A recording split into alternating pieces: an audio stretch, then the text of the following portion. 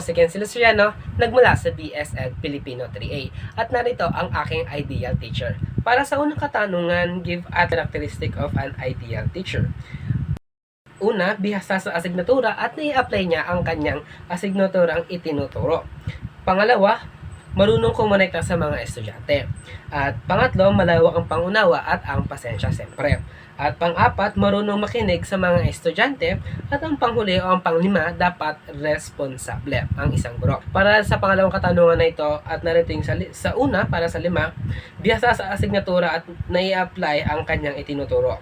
Halimbawa siguro dito kung assessment ang itinuturo mo, kung assessment ang asignaturang itinuturo mo, dapat hindi lang bihasa ka sa asignaturang ito at dapat nia-apply na ito. Nai-apply mo ito lalo na nga kung assessment ang tinuturo mo. Pangalawa na, marunong kumonekta sa mga estudyante. Bilang isang guro, dapat importante na marunong kang kumonekta, lalo na kung maingay na ang mga estudyante mo. Dapat alam mong kunin yung attention nila. Dapat marunong kang gumawa ng mga segue para kumonekta yung mga itinuturo mo at may apply ito sa kanila. Pangatlo, malawak ang pangunawa at pasensya. Bilang isang guro, ito ay isa sa mga hamon sa atin Bilang isang guro, dapat malawak ang pangunawa at pasensya mo dahil minsan nasusubok talaga ang pangunawa at ang pasensya natin. Dahil like for example, kung maingay yung mga estudyante mo, dapat talagang habaan yung pasensya mo at yung pangunawa mo para makapagturo ka talaga ng maayos. Pang-apat, marunong makinig sa estudyante. Bilang isang guro, dapat hindi lang ikaw yung pinakikinggan. Dapat marunong ka rin makinig sa mga estudyante mo. Halimbawa, kung may problema yung mga estudyante mo, dapat pakinggan mo sila.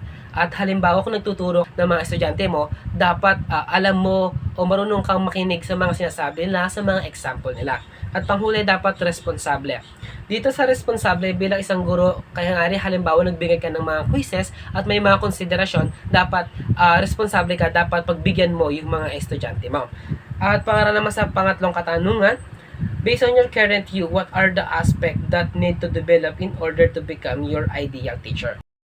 In my current me, to need to develop siguro yung tiwala sa sarili ko. Kasi minsan hindi, dahil sa kakulangan ng tiwala sa sarili ko, hindi 100% na ibibigay ko lalo na kung nagre-report ako.